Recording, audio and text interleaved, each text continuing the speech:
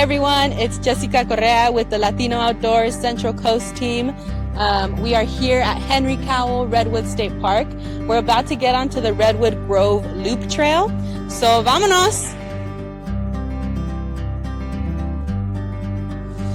All right, so right outside the visitor center, you should stop by before you start the trail. You can grab your tree guide and your tree map so that as you walk through the loop, you can start identifying the trees based on the number.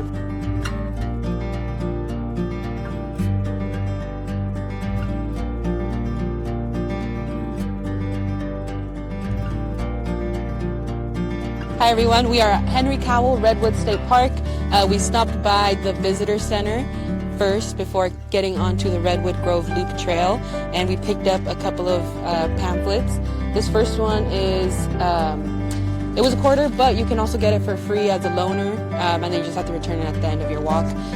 But if you open it up, you can see it has descriptions of the trees that are on this trail called the Redwood Grove Trail. So if you grab both of these papers, you'll see, as you're walking, you'll see that the trees have numbers. So this one, number 2, I was hearing some footsteps inside the leaves, and because this is fenced off, there can't be any humans in there. So I'm thinking it might be a deer right behind this trunk. You can just see it approaching and see his little patitas. And no me acuerdo si se llaman black-tailed deer, no? Because this is a trail populated by lots of people at the state park, it's important to keep your distance when you encounter wildlife, right? And it's a little bit easier to give your distance to deer. As a rule of thumb, it's important to keep your distance from any wildlife, including squirrels. I know a lot of times people want to feed them, but do not feed wildlife. That was cool. Oh my gosh, that was beautiful. Okay, let me get a fresh one. And right in front of us, we have a bay laurel.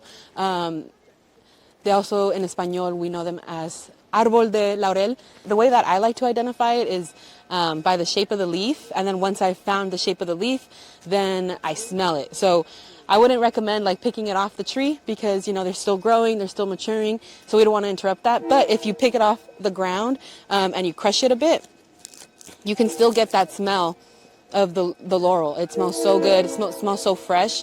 And a lot of Latinos use this in their cooking. If you've ever made pozole, if you've ever made caldo, these are las hojas de laurel que usamos, son estas. Obviously we use them when they are green, but they get dried up, and that's when they're perfect for cooking. These are probably not great for cooking, but they're really good to smell anyways.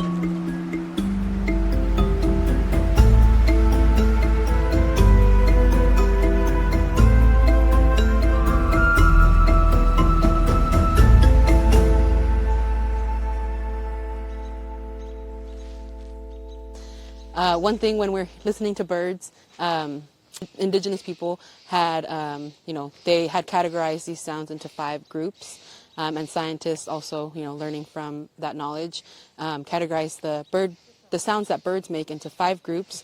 We have alarm, aggression, contact, song, and begging. Okay, so we are back to referencing our trail guide. We've made it to number 7. This is the giant.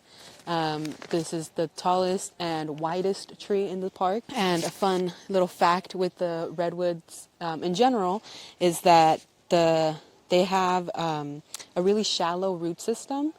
They don't go super deep into the ground. They go up to 12 feet in the ground, but they can grow, they can expand as far as 80 feet all around the tree. So if you take a look around this tree, you can see the redwoods in the background are probably connected to this giant redwood.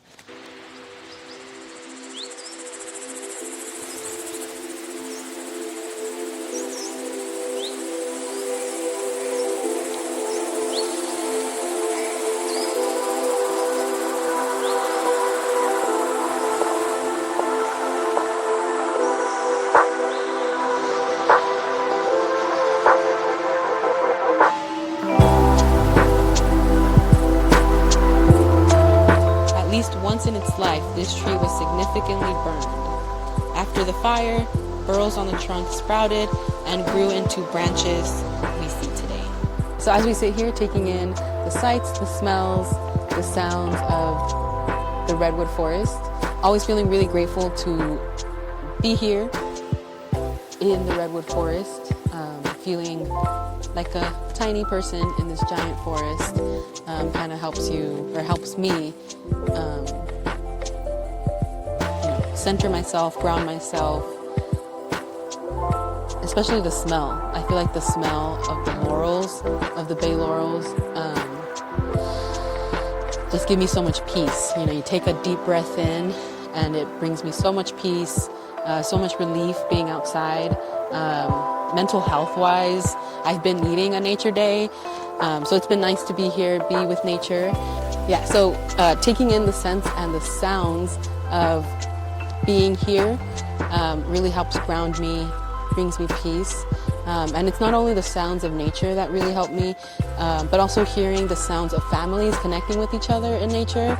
I love to hear it and I love to see it. I love seeing Latino families out, bring their families out. I feel, I'm almost like projecting my love for my family onto their families because I love seeing groups of people, families and friends coming out into nature, building community through being here and through learning and connecting with nature. I feel like that's the biggest blessing that we can have.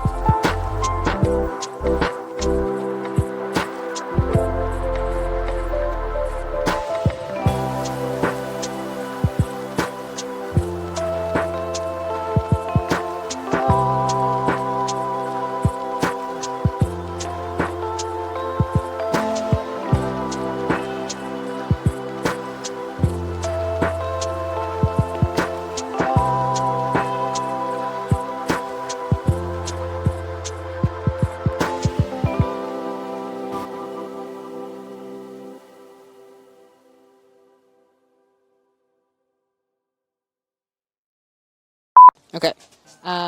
Okay. Okay. All right. What else do I say? That's it? Okay. Should I not say that? Okay. Okay. Sorry. Oh, wait, I kind of want to do that again.